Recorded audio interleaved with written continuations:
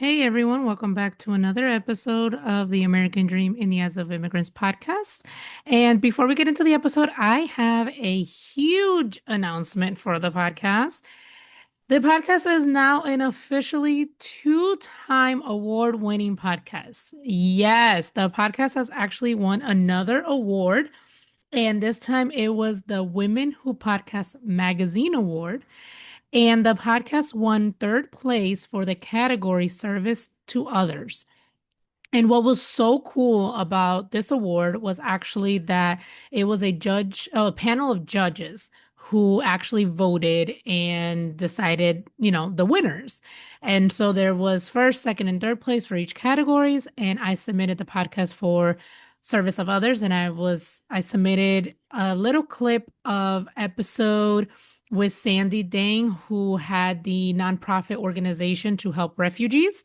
And so I submitted a clip of her episode, and yeah, the podcast won third place. So, oh my goodness, it's so crazy to say that, but yes, the American Dream in the Eyes of Immigrants podcast is officially a two-time award-winning podcast. And again, thank you so much for supporting.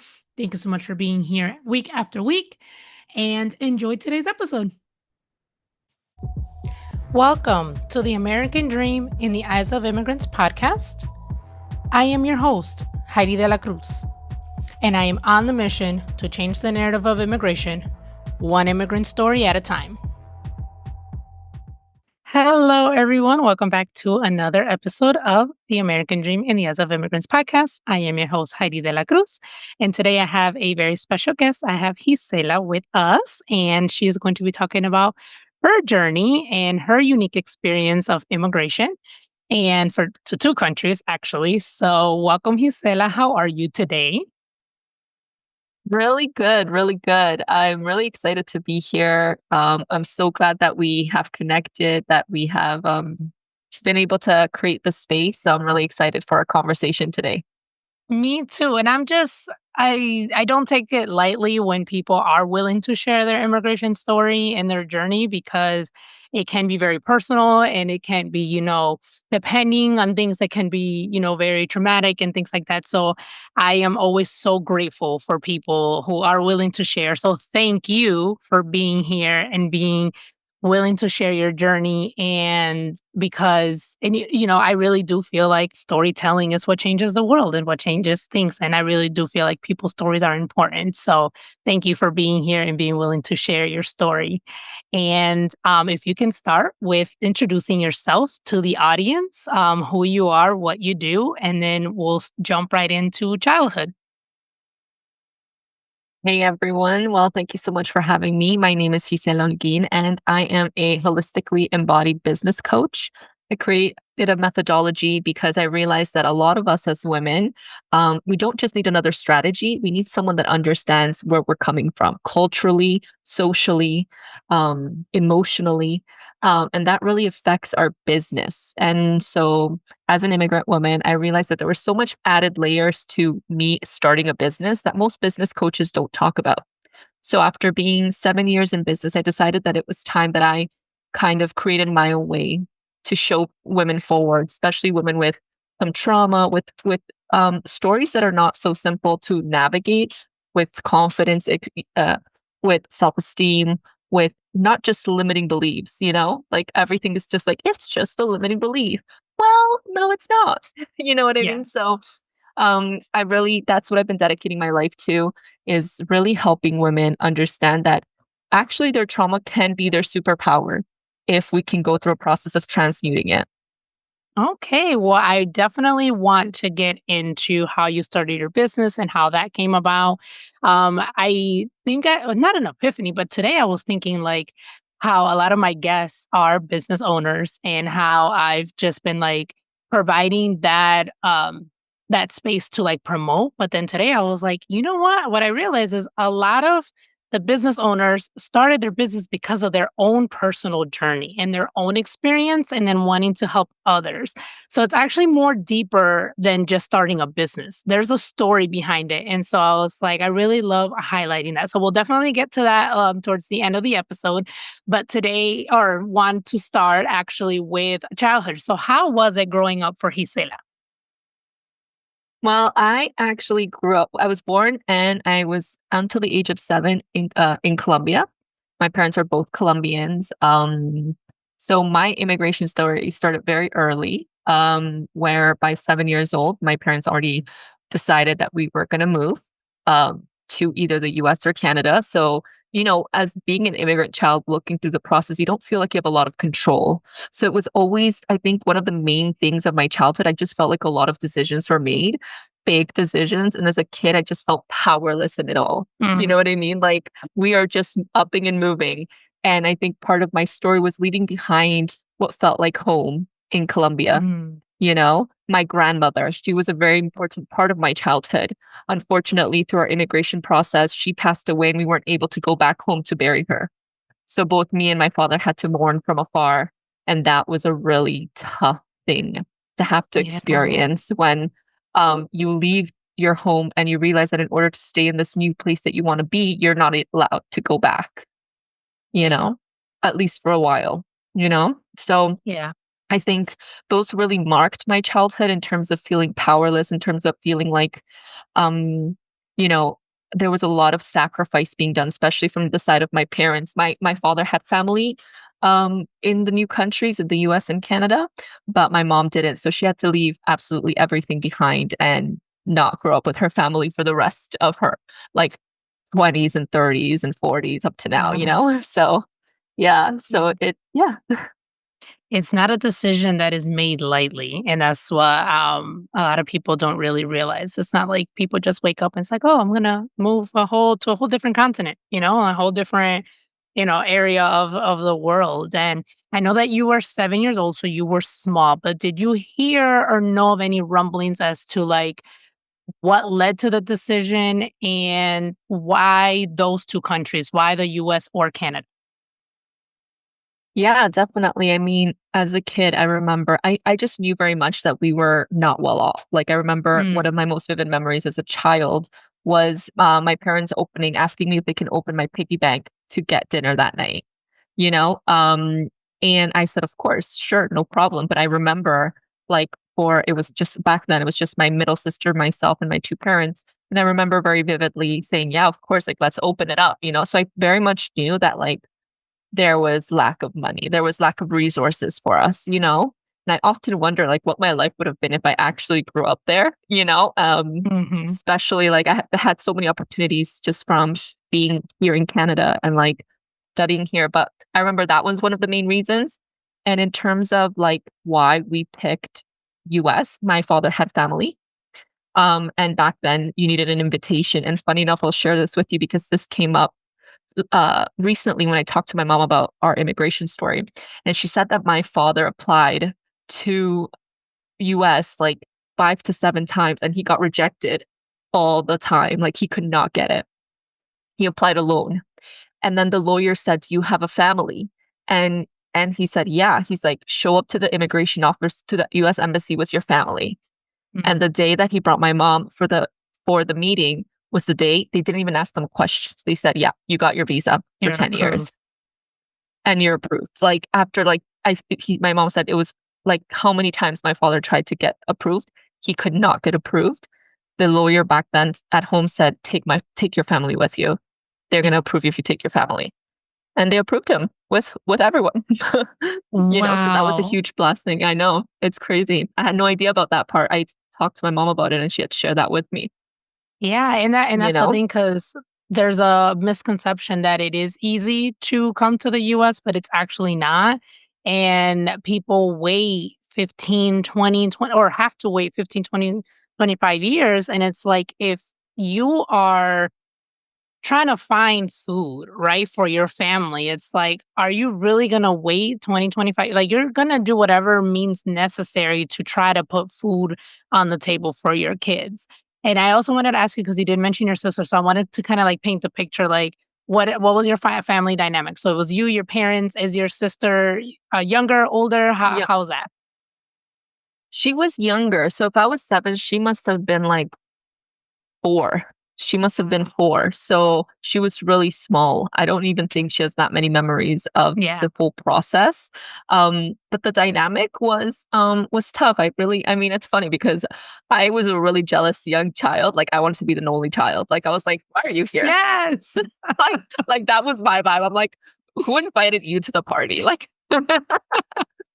we have a better relationship now, but I can tell you growing up, I was like, we would fight for attention. We both have main character energy. Like we were like, no, I'm the main Yeah. character. She's like, no, I'm the main character. So that dynamic kept us apart for very long until in our adult year, we're like, okay, we're sisters. Okay, well, let's make peace. Aw. But Aw. I think there was also a deeper layer of like and I'll talk about this because maybe your audience would understand, but we were always pinned against each other, funny Mm. enough, because she was lighter than me.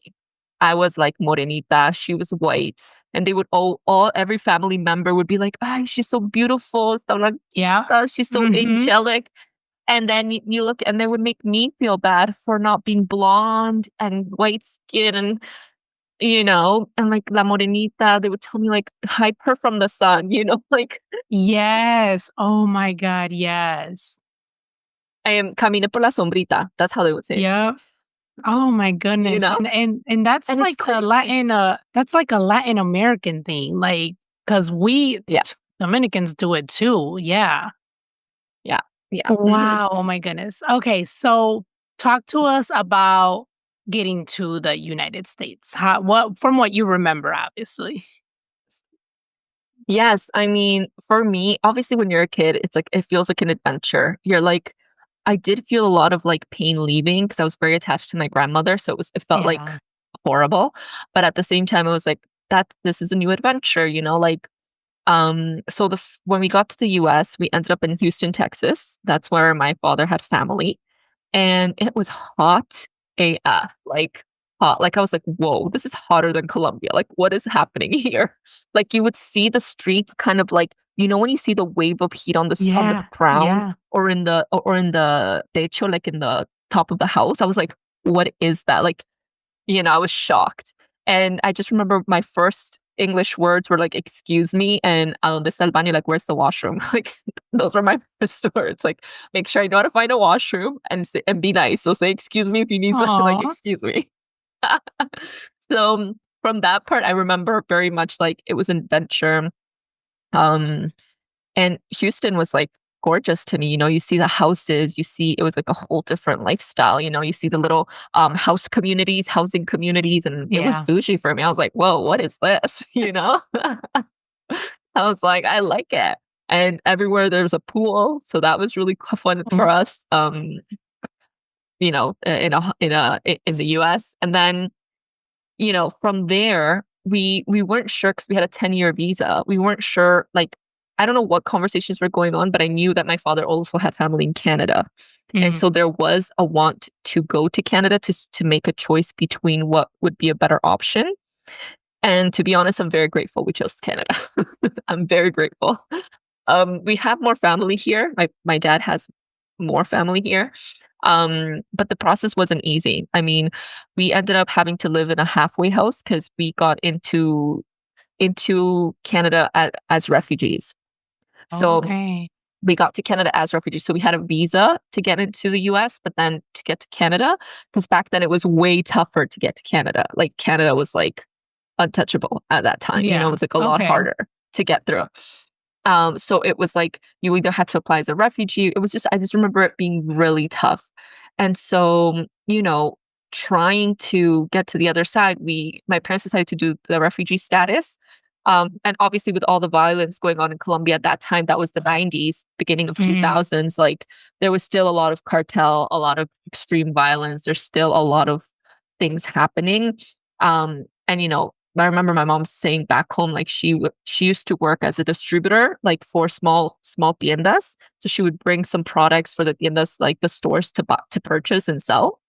And she said, like, it was the bread of every day that there might be a bomb that would go off because someone, was causing something with the cartels. So she's like, when since she was pregnant with me, she's had fears. My mom actually loves Canada more, and she doesn't always go back to Colombia other than to visit her grandmother, my grandmother. Mm. But she carried a lot of trauma from the 90s and earlier Yeah. because she lived through the cartels. She lived through all that stuff. And my dad was a Lay's distributor for Margaritas, which is like a brand of Lay's. Like now they've Okay. collaborated in Colombia, but so he used to travel across nationally, and he was actually threatened by the guerrillas, La Guerrilla, like from there, that he needed to use his truck to help them move like weapons and stuff. Oh So my if he gosh. didn't cooperate, then there would be consequences, you know? So there was many instances where like traveling nationally within the country wasn't safe. And that's exactly what my dad was doing, you know? Yeah. So there was a lot of reasons that my parents wanted to get out. And the process was not easy. We lived in a halfway house in Buffalo. But I think first we stayed for about 3 months, waiting for us to get a appointment, like a cita with Immigration of Canada to tell them our story. Mm, so we waited in that house. It was the first time I knew India existed. Like it was such a childhood thing. Like I had no clue that the rest of the world existed. I'm like, okay, it's like Colombia, the US, and now Canada. But I remember in that Yeah. halfway house, you have people from all over the world. And imagine, it's like a school. Yeah. So it's like a huge school building. And they had dorm rooms for families. So kids with moms, and then the man would sleep on another part of the dorms. And it was Mm. all like bunk beds, piles of bunk beds. So all these immigrant families from India, from Argentina, from everywhere in the world, you know? And Hi, Heidi here. Thank you so much for listening and supporting my podcast, but most importantly, the mission. If you would like to further support this podcast, there are a few ways you can do that. You can sign up for the newsletter. You'll receive the episodes straight to your inbox every time they drop. The link is in the show notes and the show description. You can subscribe to the podcast YouTube channel. And lastly, you can donate money. That link is also in the show notes and show description. If you would like to sponsor an episode or promote your business on this show, send me an email at Heidi@HeidiDelacruz.com. Thank you and enjoy the rest of the episode. the lights would go off at a certain time. The parents all had a cleaning duty, a duty to do in the halfway house. The kids would go to school. We would have communal meals. We would have dance parties at night where they would showcase like Latin community stuff and then Indian Mhm. dancing. And then, that's where I got to know that there was like a bigger world out there, Yeah. which was honestly, as a child, really nice, like really nice because even though nothing felt normal, the people who were running it really made you feel special, you know?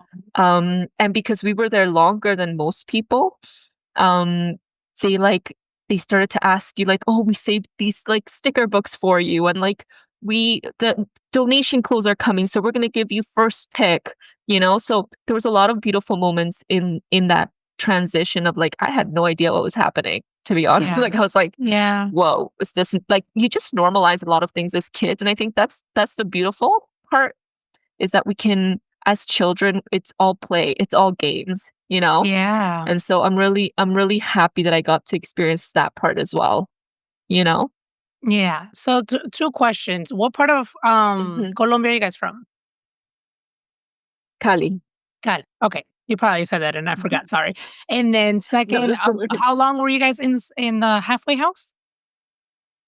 For I think that time 3 months. We were there 3 months. twice. Oh, So yes. yeah, Okay, okay. So you guys were. the first time was like 3 months. It wasn't a long period of time. It was very short.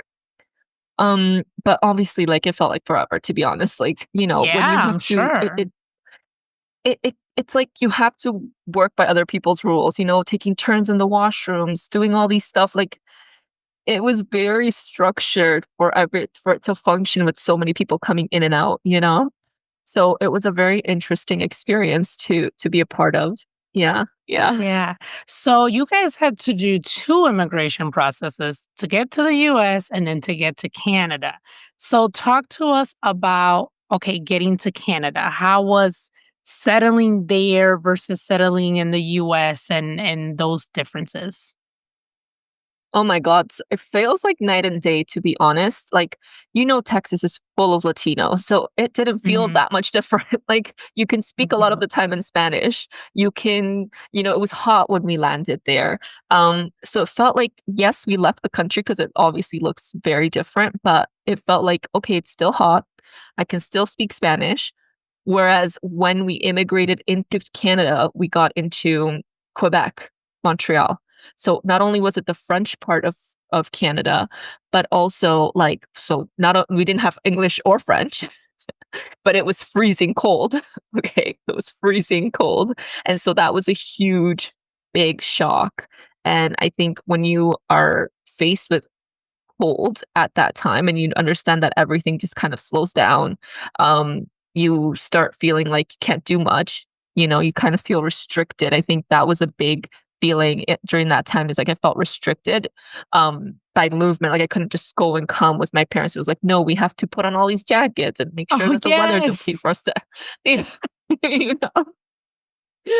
Yeah, it was just like the most weird thing for a kid that like literally, first of all, we were like always half naked and no matter where we go, like little shorts and tops, like that was our outfit. So, Oh my God, oh my yes. God. And remind me to tell you like how embarrassing it was. I got sent home from my school for the clothing that I was Why? wearing. Okay, now you gotta tell me what happened. So embarrassing. Okay, so both my grandmas were seamstress. One was a seamstress, like she could make you full clothes with like stuff, and then the other one tejía. So she, how do you say tejer? So? Like crochet, like kind Oh, of like crochet, crochet. okay. Mhm. Yeah, and knitting, like knitting. So she knitted us like tank tops. Okay, so I'm all excited. My first day of school, no, not my first day, photo day. I'm all excited going with my knitted top. Super cute. I'm feeling a vibe. I'm all good. And then everybody's like, oh my God, Gisela, I could see your nipples. Oh, I'm like in grade 5. I'm like, oh my gosh. We got sent home. Can't show nipples I at school. no.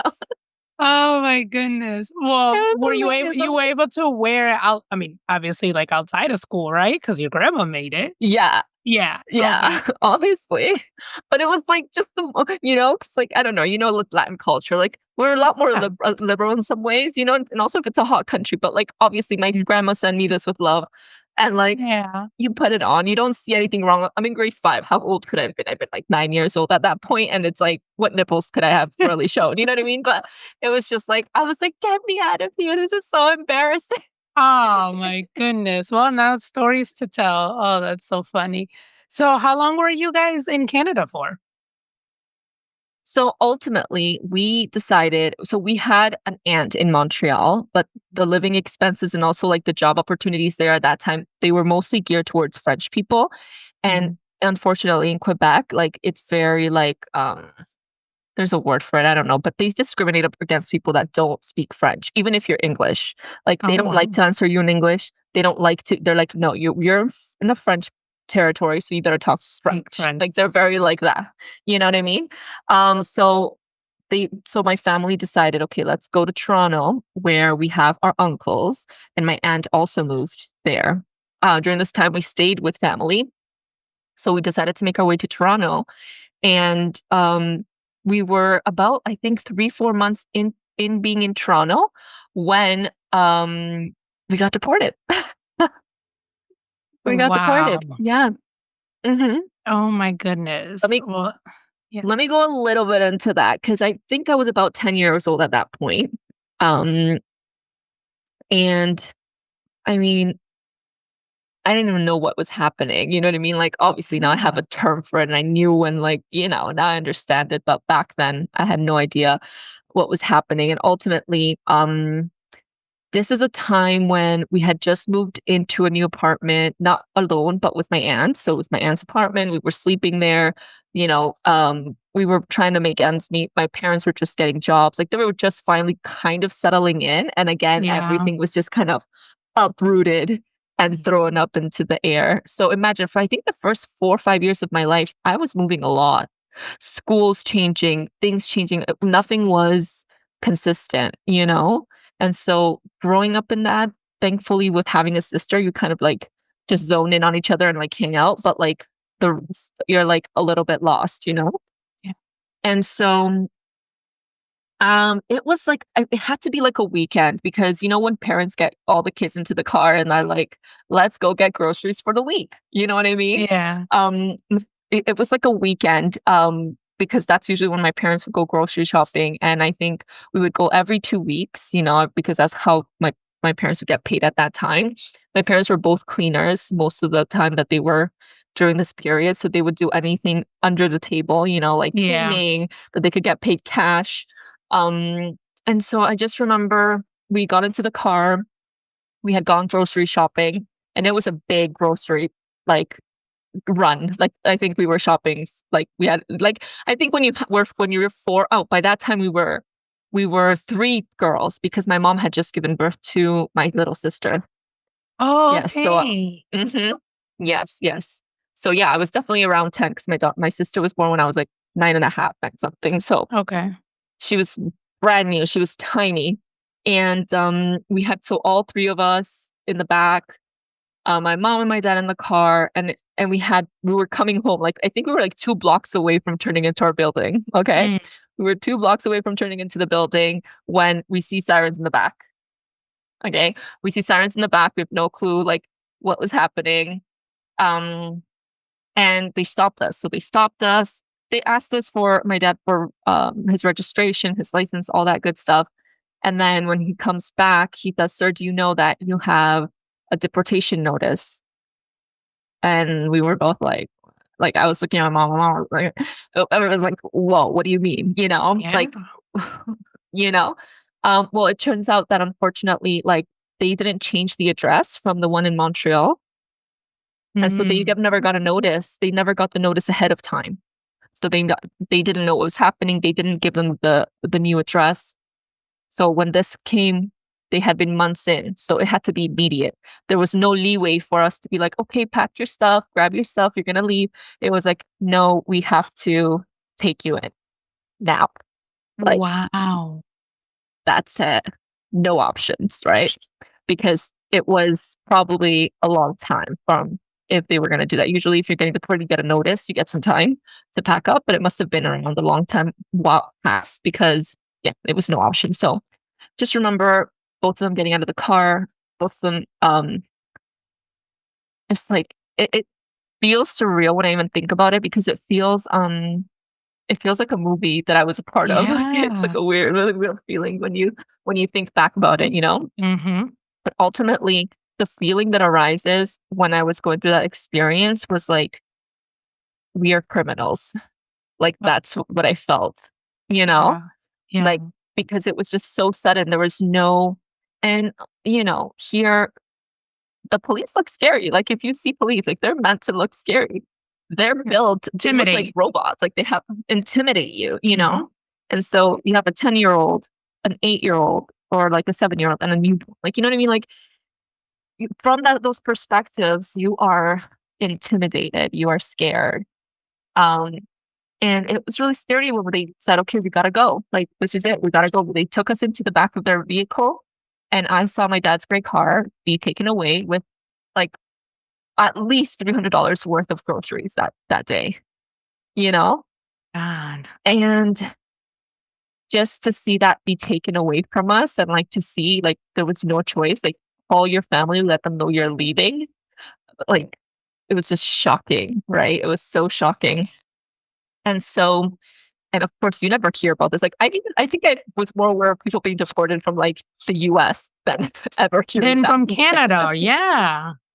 You know, like, we're the peacekeeping country. You know what I mean? So, it all, like, and Yeah. I say that in quotation marks. That's the lie we've been sold. Yeah. And we're just more sneaky. But Canada's just more sneaky at hiding what they do. Got it. um, but you know, I to have no choice in that moment was really scary. And then we got taken to what I think was like a holding cell. And while we were going to be picked up by like it was a school bus. It was a school bus that picked us up. And then so after we got into the police car, got taken to a station. In the station, you had to wait to get picked up by what was like a school bus or like a van. Don't remember clearly. And they just took us, like, it just took us out of the city into like the suburban green area. No idea where we were going. I just remember seeing green, green, green. So it was out of the city. And when we got there was like a facility to hold illegal aliens, or people who are not supposed to be here, or that, Oh, man. And I just remember the walls being really white. When we got there, they took our jewelry. I just remember my mom's taking off her jewelry, belts, uh, laces, shoelaces. It was like, you're going to jail. They do that when you're Wow. going to jail. Yeah, yeah. So they took all of this away and they said, you will get it when you leave. That's what I remember. So I was like, Mom, are we losing this? And he said, no, you're gonna get this back when you leave. Because obviously, like, I knew my mom is big on jewelry. She always had her rings on. And so when I saw that come off, I was like concerned. I remember being very Yeah. concerned for her jewelry. you know? Yeah.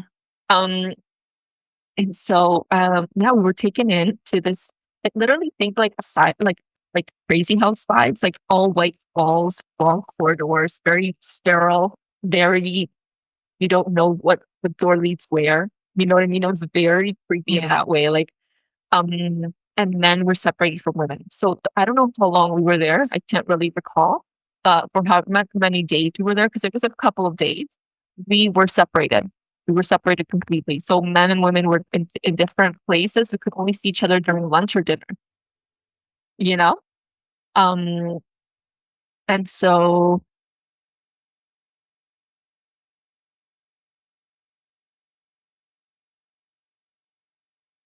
okay, pause. Sorry, there was noise. Um, and so sorry, where was I? You were there for a few days, and so you guys were separated. Yes, we were separated. And I remember we could only see each other, yeah, when we were eating dinner or lunch. And then after that, we wouldn't know where either of us were. It was just with my mother. So it was a very sterile, white environment. We had our own room. We were supposed to stay in it forever until they let us know that we can come out and go eat. Um, and then after that, I don't really recall this part, but I had talked to my mom about this part later on, which was what happened. How did we end up back in Buffalo? Because we ended up back in Buffalo, right? And I had no idea what happened between leaving that. Like, I don't understand what conversations were had. I don't remember that. So I just know that we ended up back in the halfway house. And so apparently there was a conversation with the immigration uh, officers, and that said, listen, you have a 10-year visa to the US, so you have two choices. You can go back to the US because you still have a valid US visa, or you can go back to Colombia. And there was actually a discussion between my parents. My dad's like, F it, let's just go back to Colombia. And my mom's like, no, like, we already worked this hard to get this far. So let's go back to the US, to the halfway house, and apply again. There was a point where my mom thought she was going to leave without my dad. Like, she thought, she's like, if he wants to go, he can go. Like, I'm going to. Yeah. You go to Colombia, I'm going to the US. Yeah, exactly. And I think, because my dad's like, okay, no, let's just go back. And my mom's like, no. And I think my mom played it really smart because, to be honest, like, I think our story would have been a lot different if my mom had decided to even let my dad come alone, you know? Because a lot of the times, and the stories that happen and usually happen, is that the men that come alone, leave alone, never reclaim their family from where they left them. Wow. Never. Like, they usually build a whole new life and they forget about their past life. Oh my goodness. Which, to be honest, in the way that my family developed, that could have been a very true thing that would have happened to me. Yeah. You know, a very true thing. So to see that, my mom made that small decision. And if you ever meet my mom, she's so soft spoken. She's so, like, I can't imagine her putting her foot down and saying, like, I'm not leaving. She's just so, like, yeah, she's just so, like, soft spoken and, like, really go with the flow. But she said, yeah, like I said, no, I'm going to go back to the halfway house. And so I guess my dad seeing that, like, come on, let's go back. So that time was for a longer period of time. I think it was between 6 months, if I'm not mistaken. Yeah. Yeah. Like a 6 month stay. So that was a lot of a long time because it turns out that we had a really bad lawyer who like didn't do the work that he was supposed to do, didn't tell the story the way that it was supposed to be. Like he just didn't file paperwork on time. Like there was a lot of things that didn't happen, which caused us to have to be deported. So during that time was finding a better lawyer, finding money for lawyers. Thankfully my dad had support from his family to have paying to be able to pay a lawyer. But in that halfway house, we had to redo the whole process ultimately. And that's why it took longer. It took longer and we were there for 6 months, which felt like eternity in childhood. I was like, Yeah, I no, guess I for live here. sure. Like, I guess this is home. But it was nice. One of the best memories I have from that place was there was this like wealthy old lady who was part of the community in Buffalo. And she would come and she fell in love with me and my sister. And she had a granddaughter. And she took us about 3 to 4 times to the opera. Oh my God. Um, yeah, she took us 3 or 4 times to the opera, and it was mind blowing. It was like the best time of my life. Like I saw the Wizard of Oz with orchestra and like everything live, and they would have magic shows and dinner. And it was just like, I remember, I'm like, wow, like thinking back, that woman who did that for us with her granddaughter. I'm like, wow, like I hope to be that kind of person in my life that I can give Yeah. back in such simple but beautiful ways. Because I don't think she knew what she was, how big of an impact that made for me. And I didn't even know how big of an impact that was going to make for me in that time. But truly, as I think about it now, I see that in those moments, it was like receiving the best gifts, Yeah. especially for two girls that were like really in a confusing time, very confusing time. But the support system was amazing from that halfway house. Like I often think I would like to go back one time and like go and see how it looks like. It's still running. Se llaman Viva la Casa in Buffalo. Okay. Yeah, Yeah. definitely to go back and just see how it is Yeah. and things like that. Yeah. Yeah. And get back in some way. I don't know. I've been thinking about that. In my book I have a chapter of that house as well. And like I would love to give back in some way for their work because it did mean a lot to me during that time. Yeah. So after the halfway house in Buffalo, what happened then? Where did you guys end up? And I also want to know like where are you now? So I think after that, we were able to get our papers done right for Canada. Thankfully, worked right through. We got accepted as refugees. We lived in a Canadian halfway house in Scarborough for about a year, which is like a settlement, like an in between settlement until you can get your own place. You Mm. know, which was such an interesting thing to live in. It was like a motel, but specifically rented out by the government where all these like new immigrant families would stay and have a home until they were actually able to. Everyone got jobs. They could get rent places. You know what I mean? Um, so we lived there for a while, and then I made so many childhood friends from there. Um, and I just remember thinking, like, I think that living through that process, it's what led me to always to want to help immigrants. And I think one of my Mm. things that I thought I was going to do growing up was become a lawyer because I thought, honestly, there was a lot of anger from that deportation. There was Yeah. a lot of Mhm. anger. So yeah, I grew up in a very lively area. I grew up very much like that experience of like in Colombia in your house. The moment you leave your home, you're like Canadian, and I'm sure the Yeah. US kind of feel the same way, where you're like you don't understand properly who you are, and like you have those circles that your friends are like parents are super lenient, and you're trying to Mm. navigate like your identity. And I don't remember like not wanting to have an accent. I had to do the self class. I had to like really understand and find myself. And I think for a really long time I didn't know who I was because I always felt this mix because it's like I wanted to be Canadian to fit in and to like finally find my place in the world, but I also enjoyed my Latin roots. and being Colombian. And in many ways, it was celebrated, but in many ways, it stereotyped me. Yeah. You know, it stereotyped me. Um, and so where I am now is actually I was living in Colombia for 4 years. I just got back to Toronto 3 months ago. Wow. Right? I'm not loving it. I'm having a shock to my system. But my daughter's like, I want to white Christmas. And I'm like, in 2020, I felt a call back to my roots. I felt a deep calling back to trying to find out who I am really, with that part of myself.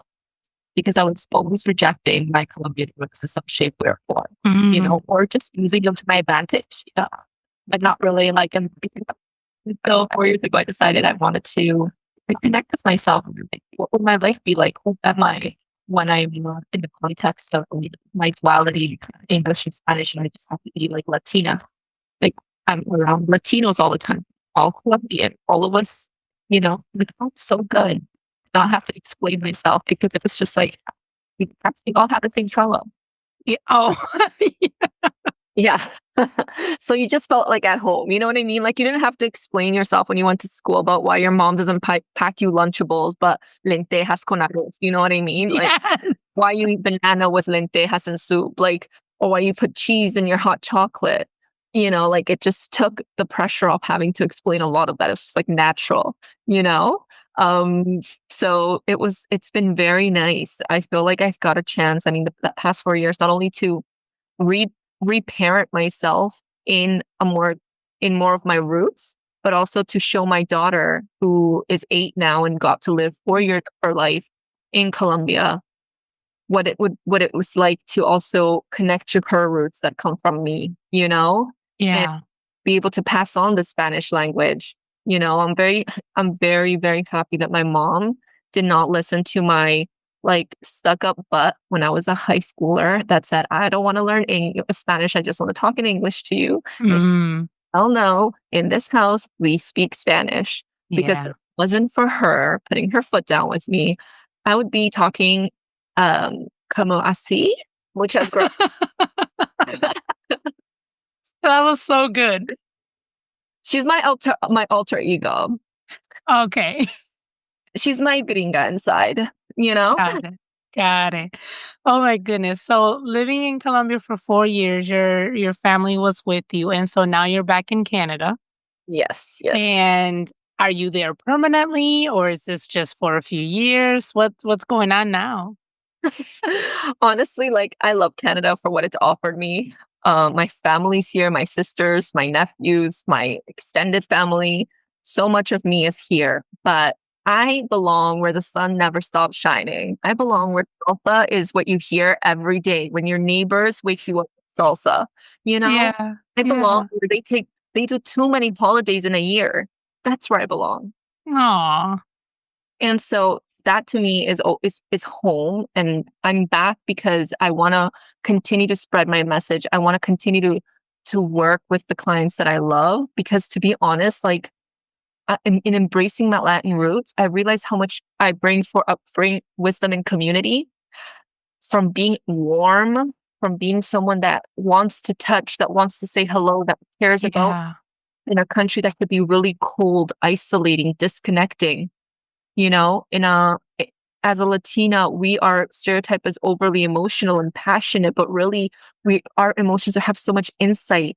And I think I have this ability to teach women to work with their emotions because of my roots. Yeah. I feel like the universe put me back here because it wants me to share more of me with the women here who can be so disconnected from themselves. And they just need a little spicy Latina coach, Yeah. Yeah, exactly. Oh my gosh. So that's a perfect transition right there. So tell us, you told us a little bit about your business in the beginning. So tell us more, like, how did that come about? When did you know that this is what you wanted to do? And how do you help your clients? Totally. So I started my business because I felt like I just never fit in a box. And I think many of us who are immigrants, who have carried a lot of trauma, who had to build resilient personalities, we tend to be just a lot smarter than the system. Yeah, because we have to in a lot of ways learned to survive in it and outside of it. Right. And so when you are having to build these extra layers of empathy, of awareness, of navigating the world at such a young age, you develop these like kind of sixth, seventh sense, right? You know when when someone wants something, you know how they move, you know how, and so I grew up that way. I grew up knowing things that people did not have to speak to me to know what they were feeling. Mm. I knew, and I also grew up in a very machista home. Father's the head, the mother's in the kitchen. And so I had to learn to navigate, and I saw roles being very changed. And so I grew up wanting to be different. And in trying to be different, I became the other extreme. Oh, okay. Mm-hmm. So I became hyper masculine. I became hyper independent. I became hyper, I don't need a man. I don't need anybody's help. I'm not going to ask you for help. I'm not going to say yet that I'm struggling. I'm going to keep it quiet, and I'm going to get through this by myself. And you can only do that for so long. When I became a mom, that wasn't feasible. I could not do life alone. I could not be a hyper independent woman when my hormones were kicking my butt, when I was going through depression, postpartum depression, when I needed help from my family and my community. And when I also realized how much I hated being a woman was when I had to realize that something deep inside of me had to change. I had a deep resentment for being a woman because I felt it was unfair. Wow. We got the worst. We have to give so much. We have to sacrifice. We have to do everything for everyone. And I was just like, no. And then the universe, God put a little girl in front of me, and he's like, you're going to raise a little girl. Wow. What intention. Yes. And so I started my business a year after I gave birth to my daughter, because not with the idea of I'm starting a business, which is funny. I had an idea of like, how do I liberate myself from what feels like a painful existence? I was in depression. I was in a very toxic relationship.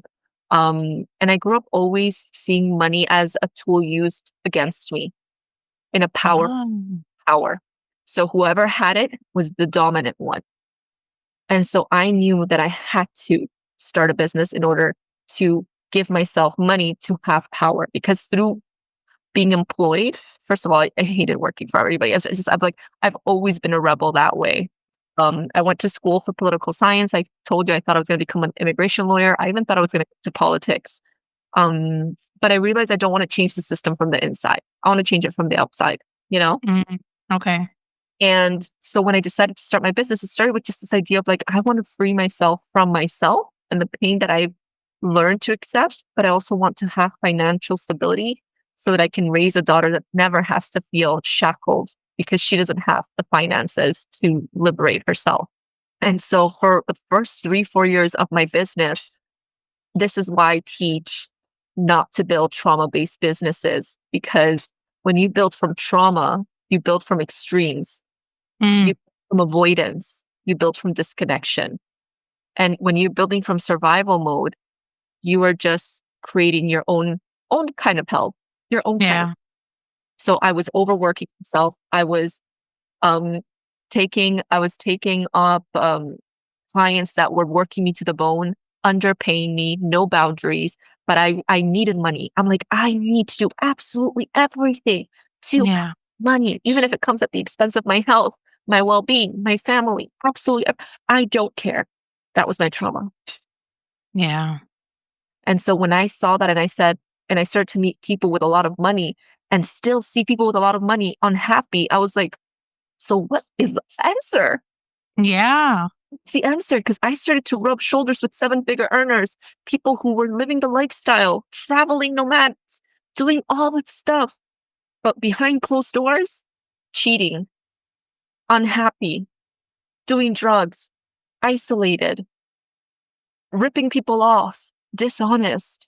And I was like, that's what's at the other side of this? Yeah. That's what I'm going to build? And so I had to go internally and work on these traumas, because I said, I don't want to be like that. If that comes at the expense of that, that is not who I want to be, because I want my daughter to have a good example. Yes. Started to be for my daughter, slowly became for me, Yeah. you know? Mm-hmm. Oh, I know. I know Oh, you know. I know. Oh my goodness. So, so you help. So tell me how you help your clients. So ultimately, after 4 years in my Mm, business of doing that and like hitting the same walls, seeing how, people, I wanted my actions to match my words. I wanted to have more integrity with myself. I wanted to do all this stuff. I said there has to be another way.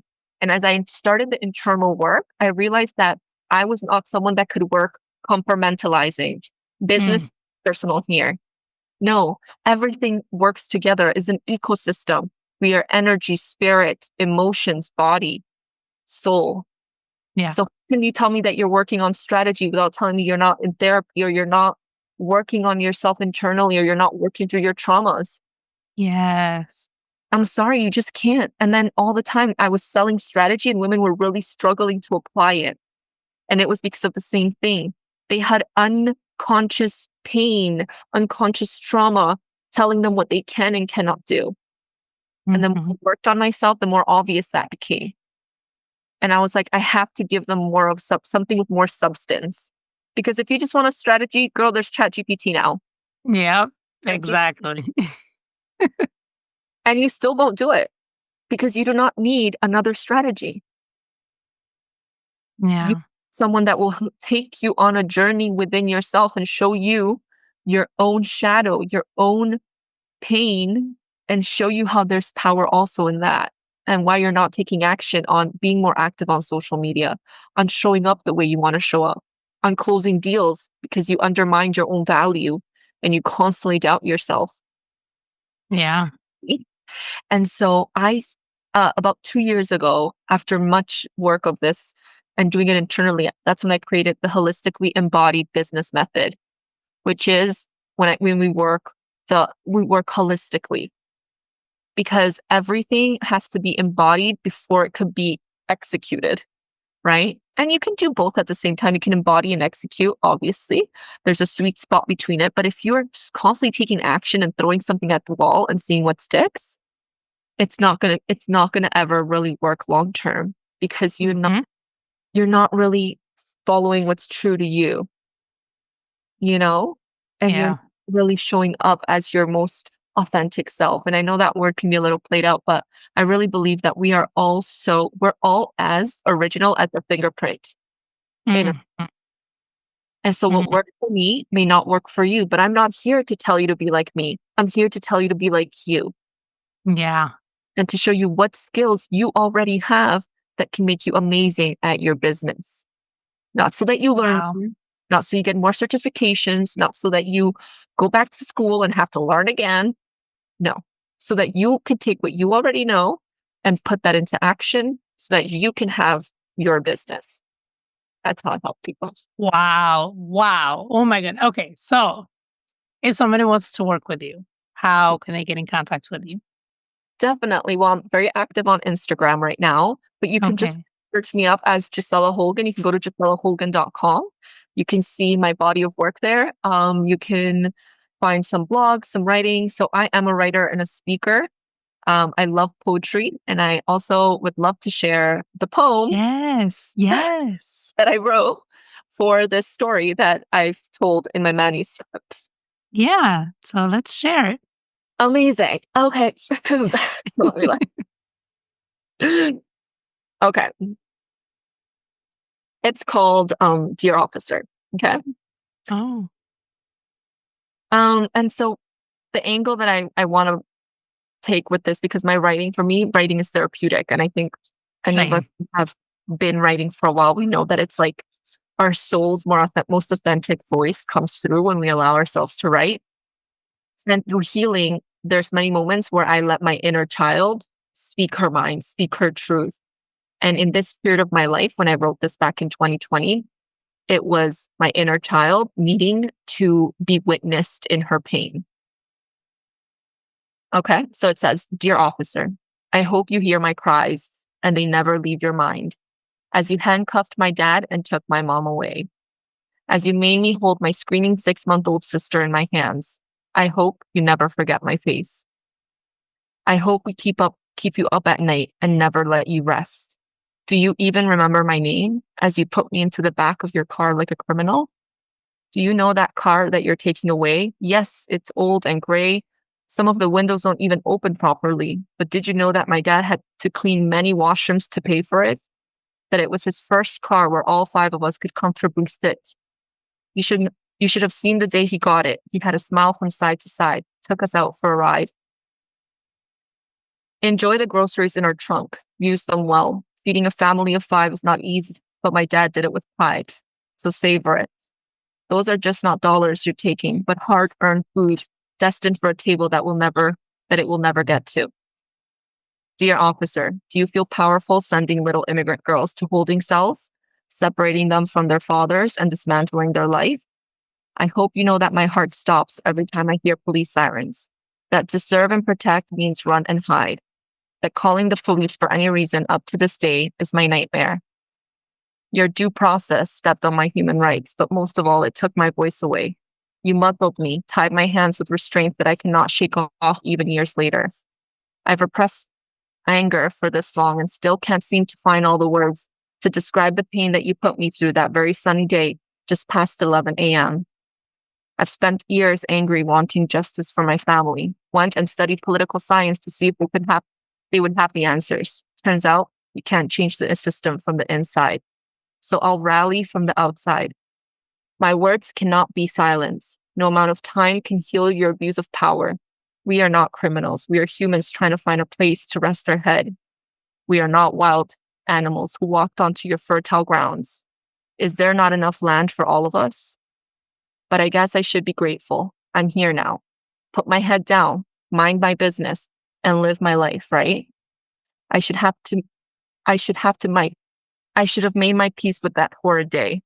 The angry immigrant child, wouldn't that make a headline?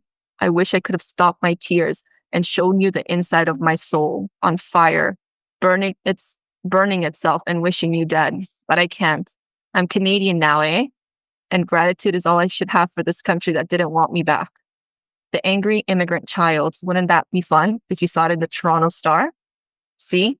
I was going to sit here and end this story with a bow, a call of forgiveness and acceptance, but that wouldn't be true. I will not be satisfied until my call is heard and all those whose pain you cause rally together once and for all. Dear officer, remember me. Wow. Oh my God. That is powerful. That is so powerful. Like, it's still, like, I can't believe I wrote that 4 years ago and it still, like, vibrates through me. Yes. Oh my goodness. It's crazy to think about, like, these, you guys are people, you guys are humans, you guys have feelings and everything. And some people would just be like, well, they had it coming, or they didn't do their process right. But it's like, where's the humanity? Like, why are we just not seeing people as people anymore? Like, these are, like, you were a child. You were a 10-year-old child carrying your 6-month-old sister like a baby. And it's just like, our body stays with that for the rest of our lives. And well, thank you so much for sharing that. And thank you so much for sharing your story. And that was a very powerful poem. I can't wait to read your book. I can't wait to have you back once your book is published so we can talk about that. And thank you for the work that you're doing. It's just all interconnected, like you said, like your experiences, and then how you responded to your experiences for years have brought you to where you are today. And yeah, thank you so much. I said, thank you for creating this space. And really, I'm so grateful for this conversation and the ability to share this part of my story, because I don't think it's something I very often get to talk about. And just to give honor to that part of me that really did suffer and carried a lot of that pain and anger for a long time, because to be someone that can't call for help is not the best way to live your life. That can get you into trouble in a lot of ways, you know? And so Yeah. I think we understand as women how being able to ask for help is so instrumental in our survival and in our thriving. And so if that is taken away from us in any shape, way, or form, and we don't give our self a chance to reclaim it, well, we're going to keep struggling for a really long time. You know, and that's why I think Latina women, we struggle so much in silence and we just Yeah. put long front. But it's because we do not know how to ask for help because we've gone through some shit, you know, Yeah. and not being able to ask for help is keeping that lineage passing on of we got it, we can do this, we don't need support, you Yeah. know, we I got can do it all. we did it. Yeah. Oh my God, Gisela, thank you so much. And it's crazy that you said that you really enjoy sharing this part of your story, which is a part that you don't really share much or talk about much. And that is exactly why I started this, because a lot of my guests have told me that like this is their first time sharing that immigration or that part of their story, because not a lot of people ask. They don't want to ask. No one is it, but I'm curious enough. Like I am curious. I love hearing people's stories. I feel like we can learn so much from people, from storytelling. And so I'm like, yes, like I want to share all these stories and share people's truths, like just because like, I haven't experienced what you experienced, but I've experienced my own, things. And just because I haven't gone through it doesn't make it less true for you, and vice versa. My experiences doesn't make your experience less true or anything like that. So it's just like, thank you again for being willing to share and for the work that you're doing again for women and transforming them. And I'll include all your links in the show notes and the show description for those who would want to connect with you and maybe work with you. And any last words that you would like to leave the audience today? Such a good question. I think one of my favorite reminders that has led me in absolutely everything I do is to trust yourself. So if I can leave you with anything, Mm, all is trust yourself, trust your voice, trust your intuition, trust who you already are. It's not about becoming more. It's about taking the garbage out and really letting you stand on the rawness that is you. And that's where the beauty that makes us original really lays. beautiful. Beautifully said. Thank you so much for that. Thank you for listening to Mami Podcast.